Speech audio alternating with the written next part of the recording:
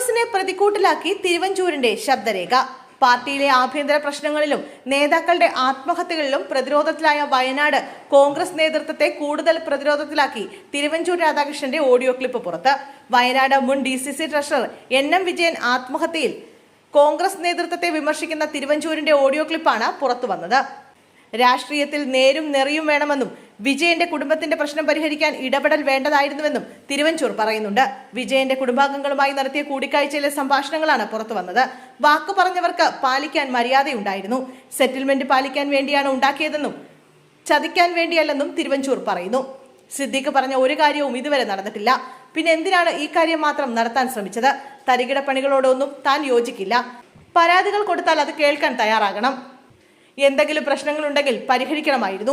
വാക്ക് പറഞ്ഞവർക്ക് പാലിക്കാൻ മര്യാദയുണ്ടായിരുന്നു. ഇവർ ചെയ്യുന്നതിനോട് തനിക്ക് യോജിപ്പില്ല എന്നും ശബ്ദ സംഭാഷണത്തിൽ പറയുന്നു. കോൺഗ്രസ് പടുകുഴിയിൽ വീഴേണ്ട എന്ന് കരുതിയാണ് താൻ വിഷയത്തിൽ ഇടപെട്ടത്. ഇരുചെവി അറിയാതെ പ്രശ്നം അന്നേ പരിഹരിക്കേണ്ടതായിരുന്നു.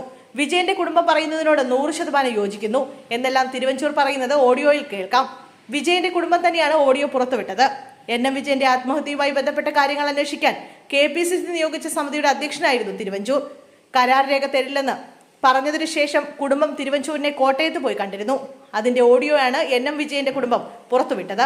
തിരുവഞ്ചൂരിന്റെ സംഭാഷണം ചർച്ചയായതോടെ ഇതിൽ വിശദീകരണവുമായി അദ്ദേഹം രംഗത്തെത്തി. പുറത്തു വന്ന ഓഡിയോ താൻ കേട്ടിട്ടില്ലെന്ന് പറഞ്ഞ തിരുവഞ്ചൂർ വിഷയം അന്വേഷിച്ച റിപ്പോർട്ട് കൊടുത്തുവിട്ടിരുന്നു എന്ന് അറിയിച്ചു.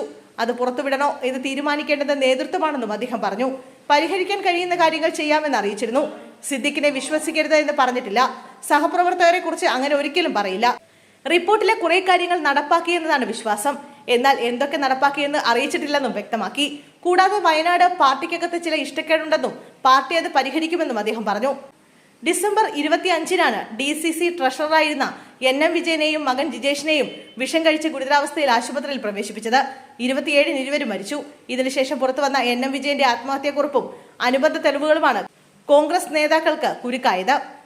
IC ബാലകൃഷ്ണൻ, ND അപ്പച്ചൻ, KK ഗോപിനാഥൻ, PV ബാലചന്ദ്രൻ എന്നിവരുടെ പേരുകളടക്കം വിജയൻ കത്തിൽ പരാമർശിച്ചിരുന്നു. മരണക്കുറിപ്പ് എന്ന നിലയിലാണ് കത്ത് എഴുതിയത്.